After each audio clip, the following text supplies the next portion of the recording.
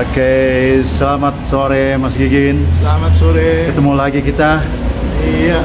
Oke, Mas Gigin, bagaimana pendapat Mas Gigin mengenai berita yang berkembang di dunia, khususnya Indonesia, mengenai Elon Musk membeli Twitter dan keterlibatan pejabat tinggi di Indonesia yang pergi ke Amerika mengunjungi Elon Musk?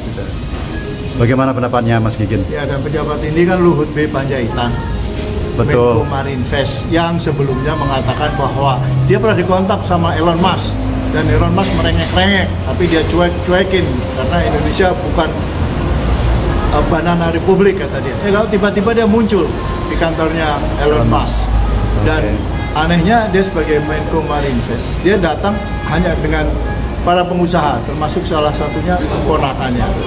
Gak ada menteri yang terlibat. Padahal ini kan bisnis yang sangat besar sekali. Kalau kita bicara Elon Musk, ini bicara bisnis besar kelas dunia. Itu.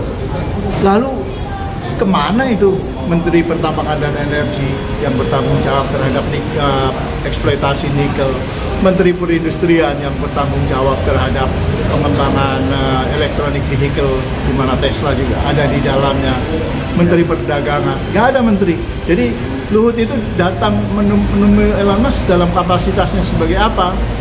Sebagai menteri atau sebagai bos dari Toba Sejahtera Group? Kalau sebagai menteri tentu harus jelas dulu siapa yang membiayai. Apakah Kopiko yang dia promosikan itu atau siapa? Itu harus jelas, saya kira.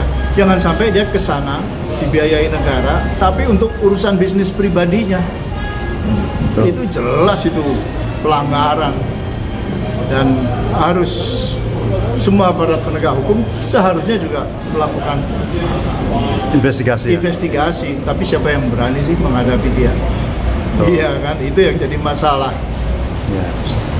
Dan bagaimana efeknya dan pembelian Twitter oleh Elon Musk ini, Mas? Ya, saya juga curiga bahwa mereka ke sana juga ingin berbisnis dengan Elon Musk dalam konteks Twitter, tapi saya kira tidak akan ketemu karena Elon Musk itu mempunyai komitmen yang sangat tinggi terhadap kebebasan berpendapat dan kebebasan berbicara, dan dia sangat tidak menyukai buzzer.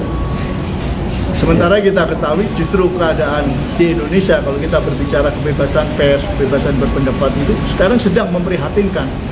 Dan kalau dikait-kaitkan, Luhut ada di situ, ada pengaruhnya.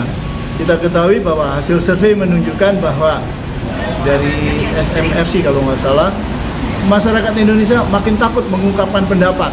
Betul. Kemudian pers yang mainstream, TV-TV nasional, swasta nasional yang besar-besar, melakukan boikot terhadap kegiatan-kegiatan besar yang dilakukan oleh mereka yang berseberangan dengan pemerintah. Ini kan juga nggak betul gitu. Apakah Elon Musk bisa menerima kenyataan seperti itu? Ya, saya kira tidak. Dan Elon Musk tahu, karena itu dalam Twitternya dia tidak menyebutkan Luhut Panjaitan sebagai Menko Marinvest, tapi sebagai Perdana Menteri Indonesia. Jadi ada dua sebenarnya yang ledekan yang dilontarkan oleh Elon Musk. Selain masalah posisinya sebagai Perdana Menteri, adalah cara berpakaian Elon Musk. Pakai kaos oblong, menunjukkan bahwa dia tidak respect sama sekali. Dan juga tentu saja orang-orangnya Elon Musk sudah melaporkan ke Elon Musk mengenai statementnya Luhut yang sangat merendahkan Elon Musk. Ya. Apa yang dilakukan Luhut itu kebohongan, karena dulu waktu dia berbicara Elon Musk merengek ke dia, lalu dia cuekin dan dia mengatakan Indonesia bukan banana republik. Itu kan dia sebagai menteri. Kok tiba-tiba dia muncul, justru dia yang merengek kan? Apa sih kepentingan Elon Musk di Indonesia? Kalau kepentingan Elon Musk di Indonesia saya nggak tahu persis. Yang pasti dia pengen mengembangkan industri elektronik vehicle-nya. Tapi yang pasti justru yang menghadap Elon Musk itu yang punya kepentingan. Keponakannya Luhut, Pandu Syahrir, ponakan langsung.